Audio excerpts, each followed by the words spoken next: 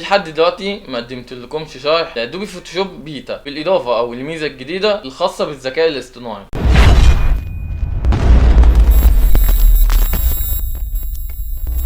السلام عليكم يا شباب، عاملين ايه؟ اتمنى تكونوا بخير. النهارده في حلقه جديده وهنتكلم في نقطه مهمه على اضافه الذكاء الاصطناعي في برنامج فوتوشوب، وهنا ممكن تشاركوني متفقين في الراي بتاعي ولا لا. دلوقتي في البرنامج ده من السهل جدا ان انت تحذف حاجه وتعدلها بكل سهوله من غير اي مشاكل، وهنا هيتم استخدامها في الايام الجايه بشكل خاطئ او شكل سيء. مش هيكون ملحوظ دلوقتي ولكن هيكون ملحوظ في الايام الجايه، والنقطه دي طبعا احنا عارفين ان هيتم استغلال الناس كتير بسبب كده، وده بسبب ان انت تقدر تضيف جزء او تحذف جزء او تعدل على جزء موجود بكل سهولة، يعني من غير صعوبة، يعني من غير اي صعوبة، اللي هو ان انت تشتغل وهكذا من عمليات التعديل على الصورة. وفي الحقيقة انا مش عايز اكون سبب في ان واحد يتعلم طريقة ويستخدمها خطأ. هتقول لي طب ما انت بتشرح برامج تانية ممكن حد يستخدمها خطأ. هقول لك ان انا بعلمك الصح وبعلمك يعني البرامج بطريقة كويسة. في حد تاني اللي هيستخدم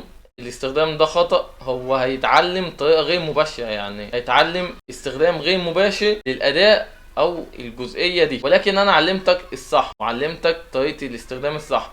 أنت هتتعلم بطريقة تانية الخطأ أو الاستخدام الغير صحيح، ولكن الإضافة اللي في فوتوشوب بيتا للأسف هي يعني هتبقى استخدام مباشر على طول. يعني مفيش حاجة اسمها إن أنا هعلمك ازاي تستخدمها فانت هتتعلم بطريقه غير مباشره تستخدمها خطا. لا، هي الاستخدام الخطا والصح مفيش بينهم اي تفرقه. فده كان السبب ان انا لحد دلوقتي ما نزلتش على اي منصه استخدام الميزه او الاضافه او النسخه التجريبيه من البرنامج. اتمنى تكونوا متفاهمين الراي بتاعي، وزي ما قلت لكم قولوا لي رايكم، هل توافقوني ولا لا على الراي بتاعي ده. واشوفكم على خير في حلقه جديده.